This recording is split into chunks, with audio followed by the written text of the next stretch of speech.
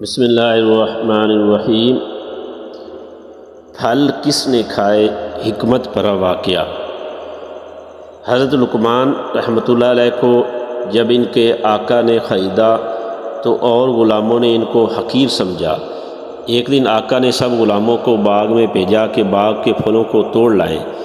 تمام غلاموں نے باغ میں پھل توڑ کر خوب شکم سیر ہو کر کھائے اور آقا سے کہا کہ باغ کے پھلوں کو حضرت لقمان نے کھا لیا ہے۔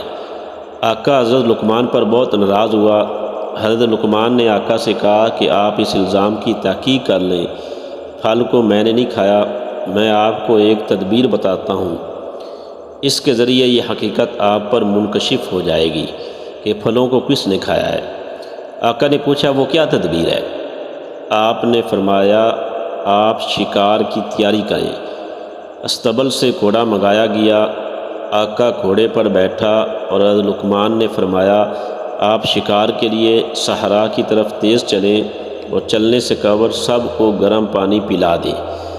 سب کو شکم سیر پانی پلا دیا جائے، تھوڑی ہی دیر میں معلوم ہو جائے گا کہ مجرم کون ہے۔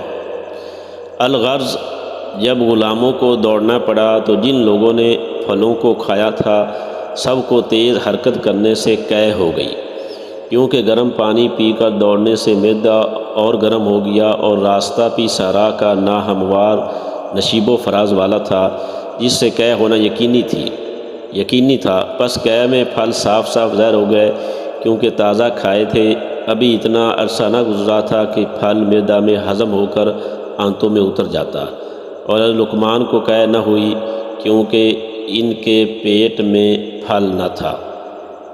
حضرت لقمان کی اس حکمت سے سب غلاموں کو شرمندگی اور ندامت ہوئی، اور ان کی حکمت سے آقا بہت خوش ہوا، اور حضرت لقمان رحمۃ اللہ علیہ آقا کے مقرب ہو گئے۔ مولانا رومی رحمۃ اللہ علیہ فرماتے ہیں کہ جب حضرت لقمان کی حکمت کا یہ حال ہے تو مالک حقیقی رب وہ ودود کی حکمت کا کیا ٹھکانہ ہوگا۔ اس واقعے سے معلوم ہوا کہ جھوٹ اور حسد کا انجام بالآخر شرمندگی ہوتا ہے۔ حوالہ مثنوی مولانا روم رحمہ اللہ۔